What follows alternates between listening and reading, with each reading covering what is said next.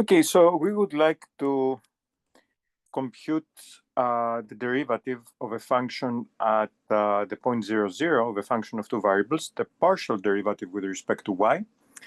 And we would like to use the definition because if we simply used the formula, we would get something that most probably, for which most probably we would not be able to plug in 0, 0. Or it is kind of interesting that here using the definition is actually much simpler, even algebraically. So let's recall the definition. So what is the derivative? Let's write down both derivatives for a function of two variables. So the derivative of with respect to x of a function f at the point a, b is the limit as h tends to 0 of f of a plus h comma b minus f of a b over h.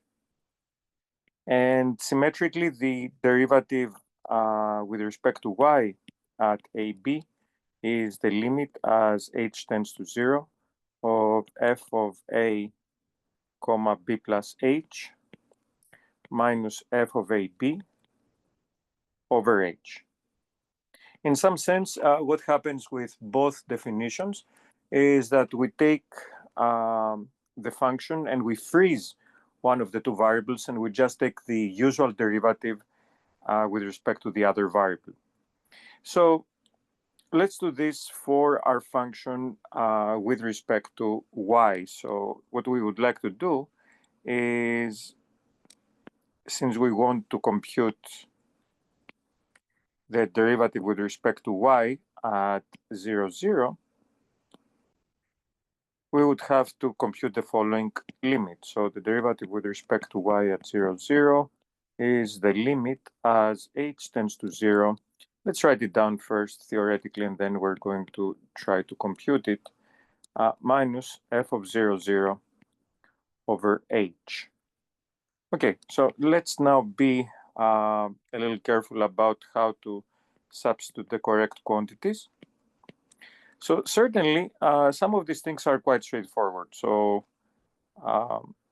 the denominator here is h, and we need to subtract 0 because that's f of 0, 0. So that's not hard. Now, what is f of 0 comma h? So we need to go back to our formula, and pretty much we need to change x to 0. So the 2xy will disappear, the x to the fourth will disappear. So the only thing that, and then change y to h. So what we're going to get is a fraction that will have minus 5 h to the seventh on the top. And on the bottom, it will be h squared, or all raised to the third power. So we should try to simplify this.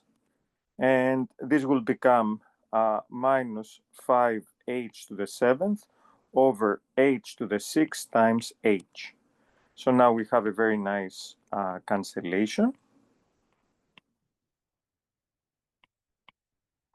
And this is minus 5h to the seventh over h to the seventh. The h's are gone, and pretty much we get a constant function, and its limit is that constant number.